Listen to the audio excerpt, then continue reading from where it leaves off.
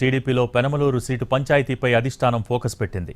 దీంతో కొత్త పేర్లు తెర మీదకు రావడంతో చర్చ మొదలైంది. దీంతో పాటు లోకల్, నాన్ లోకల్ చర్చ కూడా తీవ్రం కావడంతో అధిష్టానానికి తలనొప్పి తగ్గటం లేదు.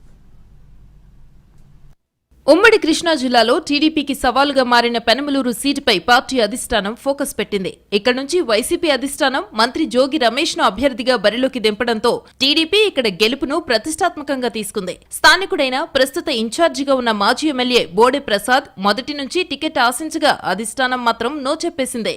దీంతో బోడే స్వతంత్ర అభ్యర్థిగా పోటీ చేస్తానని ప్రకటించారు. ఇక స్థానికుడి కేటగిరీలో తుమ్మల చంద్రశేఖర్ కూడా టికెట్ కోసం చివరి ప్రయత్నాలు ముమ్మరం చేశారు. లోకల్ కేటగిరీలో గొట్టిపాటి రామకృష్ణ కూడా ఈసారి ప్రయత్నాలు గట్టిగానే చేస్తున్నారు.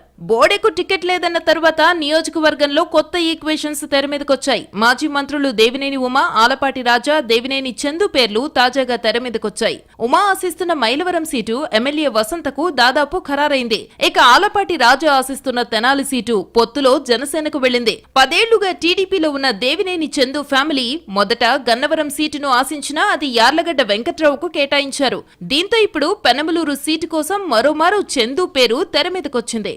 సామాజిక వర్గం పరిగణలోనికి తీసుకుంటే కమ్మ, మైనారిటీ వర్గాల్లో ఒకరికి టికెట్ ఇవ్వాలనే ఆలోచనలో అధిష్టానం ఉంది. ఇప్పటికే ఈ మేరకు ఐవీఆర్ఎస్ సర్వేలు కూడా నిర్వహించింది. అయితే గెలిపే టార్గెట్ గా కొత్తగా వచ్చిన పేర్లలో ఒకరిని అధిష్టానం ఫైనల్ చేయాలని డిసైడ్ అయింది. గెలవడానికి ఉన్న అవకాశాలతో పాటు మైనస్ గా ఉన్న అంశాలను కూడా బేరీజు వేస్తోంది.